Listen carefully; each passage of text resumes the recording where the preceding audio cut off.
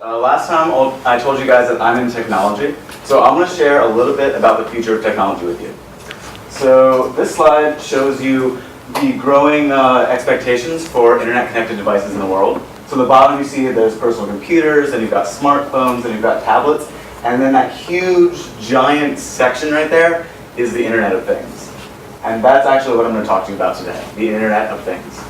And I'm going to specifically go over three things. First, I'm going to go ahead and define the Internet of Things and break down that definition a little bit so that we can understand it. Secondly, I'm going to talk to you about devices and technology that's out today that interacts with the Internet of Things. And thirdly, I want to bring it all together by giving you an example of how the Internet of Things can help in life. So what exactly is the Internet of Things? Technopedia defines it as a computing concept that describes a future where everyday physical objects will be connected to the Internet and be able to identify themselves to other devices. But I get it, but what does that mean? Basically, it's saying two things. First, these devices will be able to interact with the world around them. And secondly, they'll be able to communicate with each other. So how exactly do they interact with the world around them? Well, one thing they do is they observe the world around them. So at its most basic form, this is being able to tell whether a light switch is turned on and off. So this state is then turned into data, which can be communicated with the rest of the devices. Another way in which they interact with the world around them is by manipulating it. At its simplest level, this is turning a light on and off. These manipulations are turned into commands that are communicated to other devices. So now let me take you through some examples of devices that do this. So these are two devices that observe stuff in your home. On the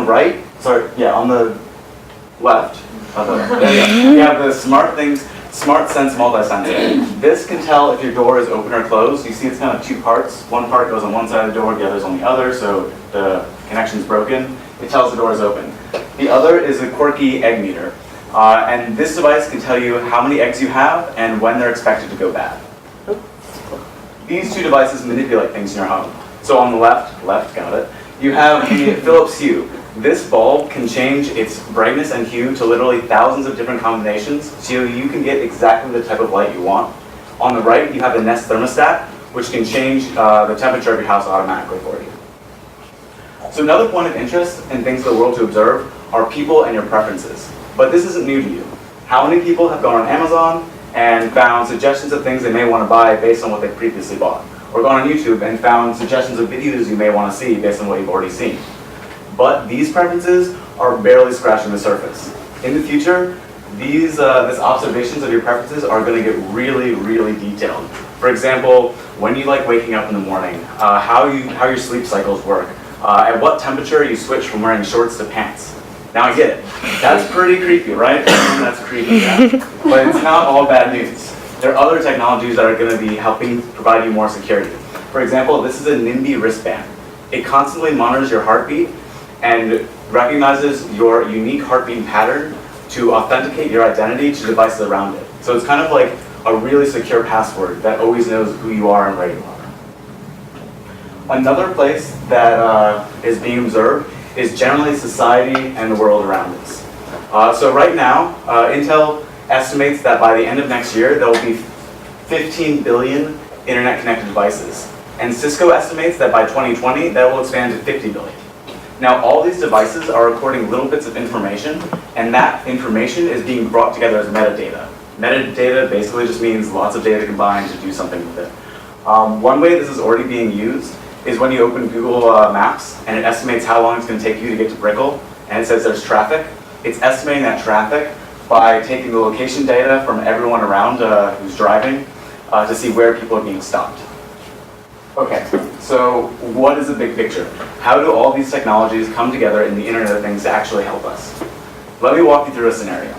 Let's say that you're going to have a dinner party with some of your friends. You're inviting people over, but you're not really sure what you want to cook.